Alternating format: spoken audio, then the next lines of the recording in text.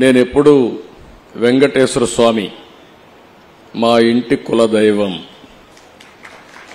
మా ఇంట్లో నుంచి నేరుగా చూస్తే మంగాపురం సైడు గోపురం అక్కడంతా కూడా 3 నామాలు కనబడుస్తూనే ఉంటాయి. ఇంట్లో నుంచి పైన ఎక్కి చూస్తే తిరుమలలో ఉండే 3 నామాలు ఇంటి దగ్గర నుంచి చూసే అవకాశం వస్తుంది.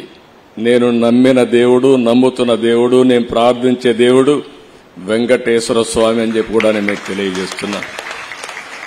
ప్రతిరోజు ఒక 2 నిమిషాలే నేను ఒకటే కోరుకుంటాను. దండం పెట్టుకొని 1 నిమిషం ప్రార్థన చేసి, ఇప్పుడు ఒకసారి చూస్తే నాకు ప్రాణ భిక్ష పెట్టింది కూడా వెంకటేశ్వర స్వామి. అదొక మిస్టరీ కూడా.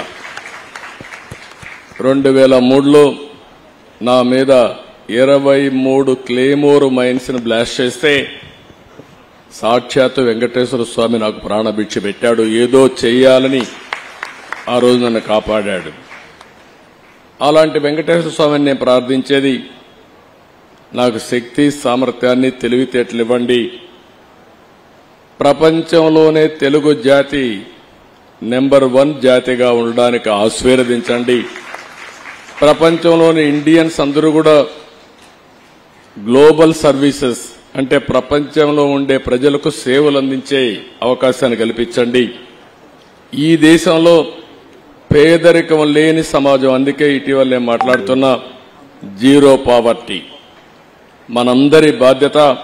సమాజం మనకి ఇవన్నీ ఇచ్చింది. ఈరోజు నేను ఒక ముఖ్యమంత్రిగా ఉన్నా, రమణ గారు former chief justice of India అయినా, లేకపోతే వేదిక పైన ఉండే పెద్దలు కొంతమంది మంత్రులైనా, ఇక్కడికి ఉండేవాళ్లు వివిధ రంగాల్లో బ్రహ్మాండంగా రాణిస్తున్నా, ఇది మనకు సమాజమే ఈ అవకాశం ఇచ్చింది.